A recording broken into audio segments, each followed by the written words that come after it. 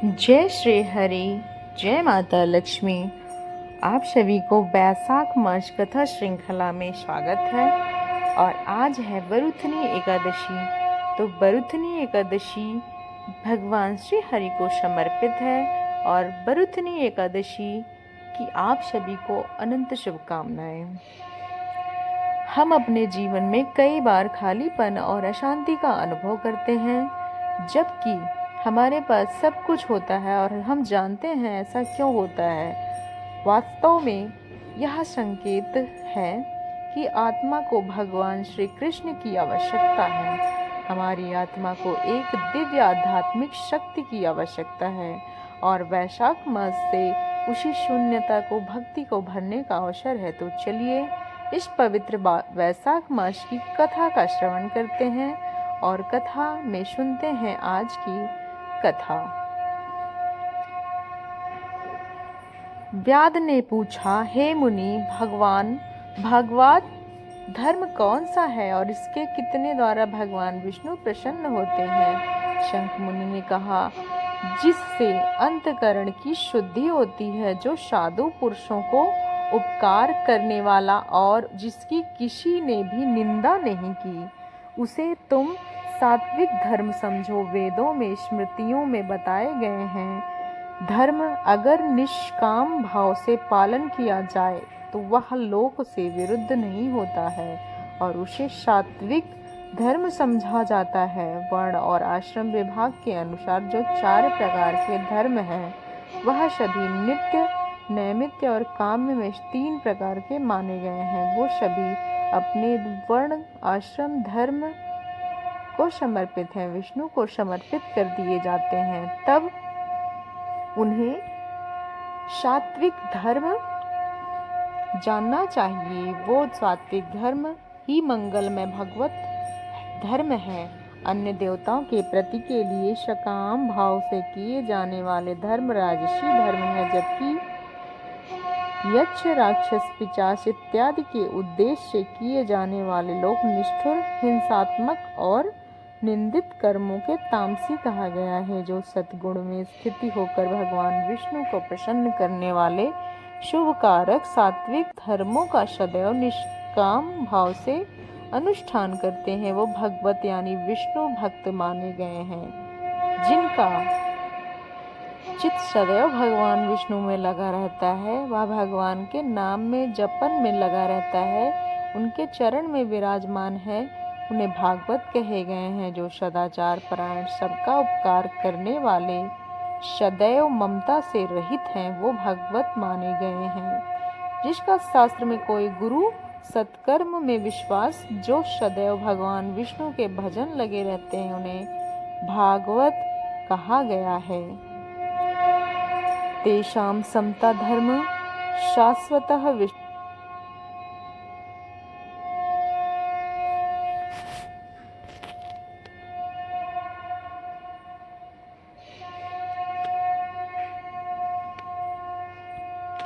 जिसका शास्त्र, गुरु और सत्कर्मों में विश्वास है, जो सदैव भगवान विष्णु के भजन में लगे रहते हैं, उन्हें महात्माओं को धर्म नित्य मान्य है। जो भगवान विष्णु को प्रिय है, वेदों तथा स्मृतियों में जिनका प्रतिपादन किया गया है, वो ही सनातन धर्म माने गए हैं।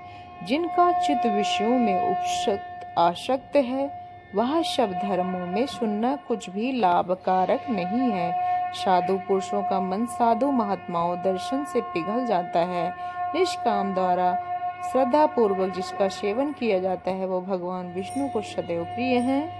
वो भगवान का भागवत धर्म है। वैशाख मास में विविध धर्मों का वर्णन होते हैं। स्वयं 5 शाखाओं वाला वटल तुरंत ही भूमि में गिर गया। उसे खोखले में एक विकराल अजगर रहता था। वह भी पाप योनि में शरीर को त्याग कर तत्काल दिव्य स्वरूप बन गया। मस्तक झुककर शंख के सामने हाथ जोड़कर उपस्थित हो गया और फिर व्याध सहित शंख मुनि ने विस्मित होकर, तुम कौन हो और यह दशा कैसे प्राप्त हुई? तब सर्प ने उत्तर दिया, पूर्व जन्म में प्रयाग में एक ब्राह्मण था। मेरे पिता का नाम कुशित मुनि और मेरा नाम रोचन था। मैं धना के अनेक पुत्रों के पिता और सदैव अभिमान से दूषित था। बैठना, सोना, नींद लेना, मैथुन करना, जुआ खेलना और गलत बातों का विचार करना ही मेरा वो काम था। लोक निंदा से डर कर नाम मात्र से शुभ कर्म करता था। दंभ के साथ उन कर्मों में मेरी श्रद्धा के प्रकार मुझे दुष्ट और दुर्बुद्धि वर्ष बीत गए। उसके बाद इसी वैशाख मास में जयंत नामक ब्राह्मण प्रयाग क्षेत्र में निवास करने वाले पुण्यात्मा द्विजों को वैशाख मास की स्त्री पुरुष क्षत्रिय वैश्य और शूद्र सहस्त्रों श्रोता को प्रातःकाल स्नान करके अविनाशी भगवान विष्णु की पूजा के बाद प्रतिदिन जयंत में की गई कथा का श्रवण करते हैं थे। वह पवित्र मौन रहकर भागवत कथा का अनुरक्त रहते हैं। एक दिन मैं भी कौतूहलवश देखने की इच्छा से श्रोताओं के उसी मंडी में जा बैठा। मेरे मस्तक पर पगड़ी बंधी थी, इसलिए मैंने नमस्कार भी नहीं किया। संसारी वार्तालाप के अनुरक्त होकर कथा का विघ्न डालता रहा। कभी मैं कपड़े फैलाता, कभी मैं किसी की निंदा करता, कभी जोर जोर से हंसता तो कभी कुछ करता। तत्पश्चात दूसरे दिन सनपात रोग से मृत्यु हो गई। वो तपाए हुए शीशे से जल से भरे हुए हलाहल नरक डाल दिया गया। 14 मन्वंतरों को वहां पर यातना भुगती। उसके बाद 84 लाख योनियों में क्रमशः जन्म लेता और मरता हुआ मैं इस समय क्रूर तमोगुणी सर्प होकर इस वृक्ष के खोखले में निवास करता था। हे मुनि, सौभाग्यवश आपके मुखारविंद से निकली हुई अमृतमयी कथाओं को मैंने अपने कानों से सुना। तत्काल मेरे सारे पाप नष्ट हो गए। मैं नहीं जानता कि आप किस जन्म से मेरे बंधु हैं, क्योंकि मैं कभी किसी का उपकार नहीं किया है। फिर भी मुझ पर आपकी कृपा हुई है। जिस चित्त के समान है वह सब प्राणियों पर दया करने वाले साधु पुरुष हैं। उसमें परोपकार की स्वाभाविक प्रवृत्ति है। उनकी कभी किसी के विपरीत बुद्धि देश नहीं होता। आज आप मुझ पर कृपा कीजिए, जिससे मेरी बुद्धि धर्म में लगे, लोग मंद से रह के अंधर रहे और जिसके एकमात्र दरिद्रता ही उत्तम अंजन है। इस प्रकार नाना भांति में स्तुति करने से रोचन बार बार शंख को प्रणाम किया, हाथ जोड़कर चुपचाप उनके आगे खड़ा हो गया। तब शंख ने कहा, हे ब्राह्मण, तुमने वैशाख मास में भगवान विष्णु के महात्मन सुना है। इससे क्षण तुम्हारा सारा बंधन नष्ट हो गया है।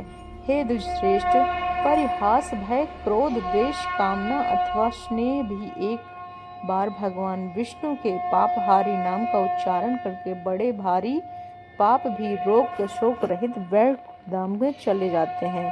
तो फिर श्रद्धा से युक्त होकर क्रोध और इंद्रियों को जीतकर सबसे प्रति दया भाव रखते हुए भगवान की कथा सुनते हैं और उनके लोक को जाते हैं। इस विषय में तो कहना क्या, कितने ही मनुष्य केवल भक्ति के बल पे भगवान की कथा और वार्ता में तत्पर होकर अन्य सभी धर्मों का त्याग कर देते हैं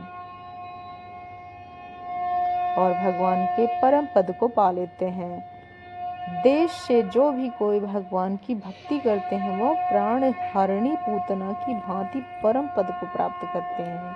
सदैव महात्मा पुरुषों का संग वही वाणी और समुदाय का पाप राशि का नाश करती है, क्योंकि साधु पुरुष किसी को सुनते गाते और कहते हैं, जो भगवान किसी के कष्ट के साध्य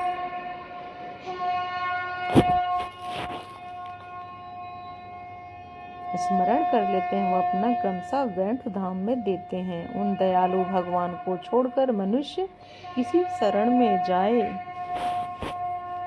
चित्त द्वारा चिंतन करे, दया निधान भक्त वत्सल भगवान नारायण की शरण में जाओ। हे महात्मे, वैशाख मास में कहे हुए इस धर्मों का पालन करो, उसे प्रसन्न होकर भगवान जगन्नाथ तुम्हारा कल्याण करेंगे।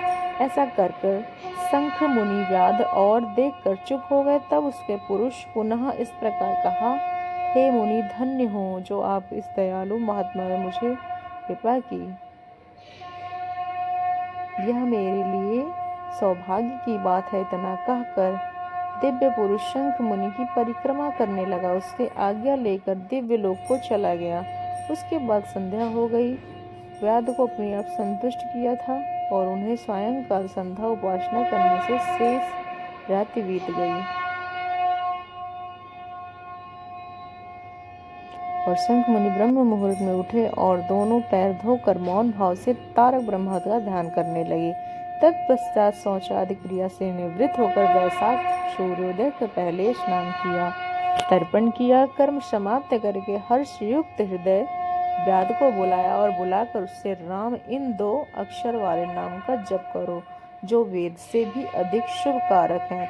इस प्रकार उपदेश देकर उन्होंने कहा, भगवान विष्णु का एक नाम संपूर्ण वेदों से अधिक महाशाली है। ऐसे अनंत नामों से अधिक है भगवान विष्णु का सहस्त्र नाम और उस सहस्त्र नाम के समान राम नाम माना गया है। इसलिए तुम निरंतर राम नाम का जप करो और धर्मों का पालन करो। इस धर्म को प्रभु तुम्हारा वाल्मीकि ऋषि घर जन्म होगा और तुम पृथ्वी पर वाल्मीकि नाम से प्रसिद्ध हो गए। व्याध को ऐसा आदेश देकर मुनिवर शंख दक्षिण दिशा में प्रस्थान किया।